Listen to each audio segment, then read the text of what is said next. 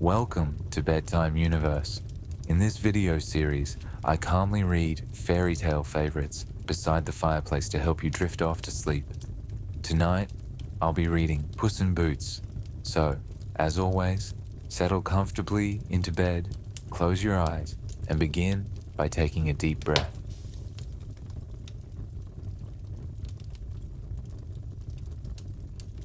There was once a miller who, at his death, had nothing to leave to his 3 sons except his mill, his ass, and his cat.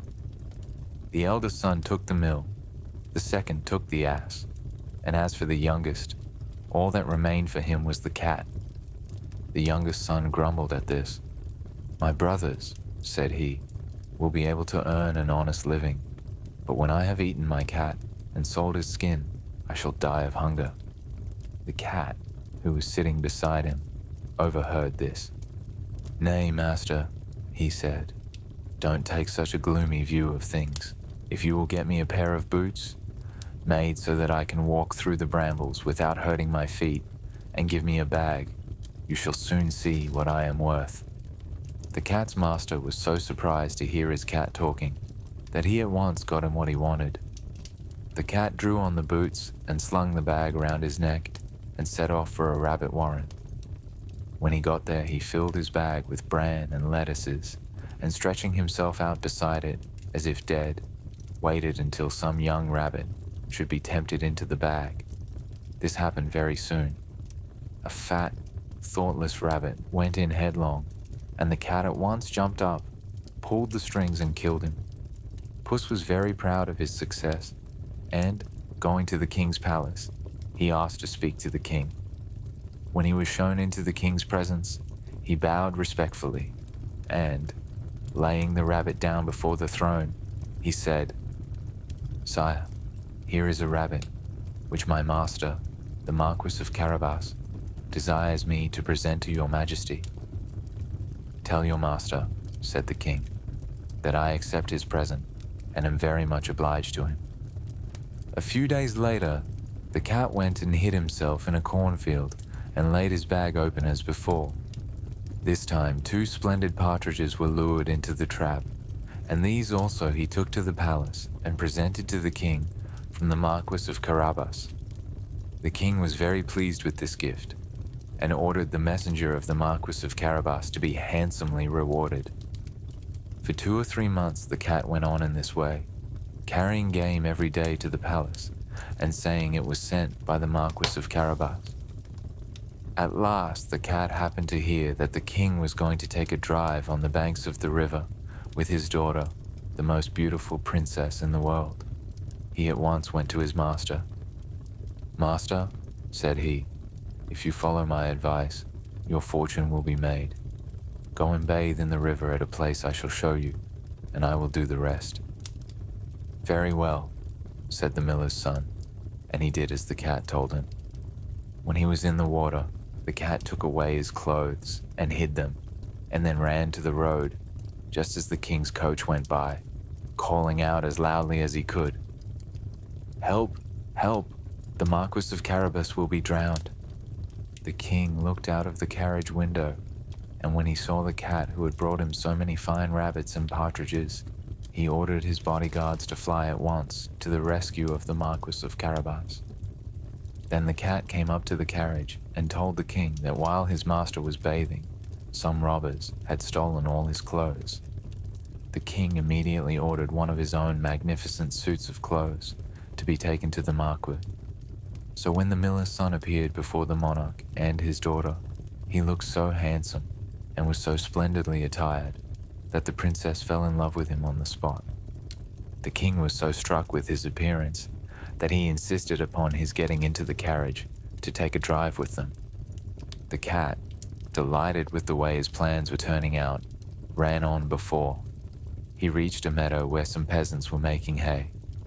"Good people," said he, "if you do not tell the king, when he comes this way, that the meadow you are mowing belongs to the Marquis of Carabas, you shall all be chopped up into little pieces." When the king came by, he stopped to ask the haymakers to whom the meadow belonged. "To the Marquis of Carabas," "If it please your majesty," answered they, trembling, for the cat's threat had frightened them terribly. The cat, who continued to run before the carriage, now came to some reapers. "Good people," said he, "if you do not tell the king that all this corn belongs to the Marquis of Carabas, you shall all be chopped up into little pieces." The king again stopped to ask to whom the land belonged, and the reapers, obedient to the cat's command, answered, "To the Marquis of Carabas, please your majesty." And all the way, the cat kept running on before the carriage, repeating the same instructions to all the laborers he came to, so that the king became very astonished at the vast possessions of the Marquis of Carabas. At last, the cat arrived at a great castle, where an ogre lived who was very rich, for all the lands through which the king had been riding were part of his estate. The cat knocked at the castle door and asked to see the ogre. The ogre received him very civilly and asked him what he wanted. "If you please, sir," said the cat, "I have heard that you have the power of changing yourself into any sort of animal you please, and I came to see if it could possibly be true." "So I have," replied the ogre, and in a moment he turned himself into a lion.